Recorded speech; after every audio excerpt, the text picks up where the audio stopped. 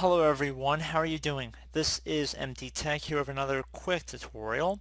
In today's tutorial I'm going to show you guys how to hopefully resolve if you're getting an issue with Excel that it says that the file is corrupted and cannot be opened.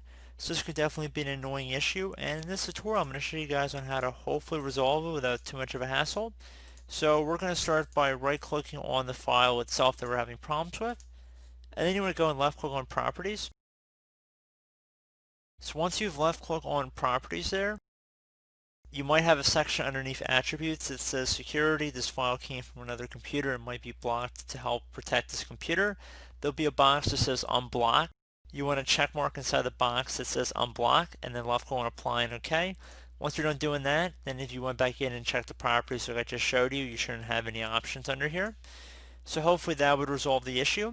Now if it didn't, you're more than welcome again to open up the start menu. We're going to go underneath Excel. We're going to actually open up the application itself. And it might take a moment up here. And then I'm going to go up to the File tab in the top left. I'm going to left click on Options. I'm going to left click on Trust Center. And then I'm going to left click on Trust Center Settings. Now you want to go underneath the area that says Protected View. So left click on that one time. You want to uncheck these options. Now I would suggest re-enabling them once you're done checking the specific file if you know it's a safe file.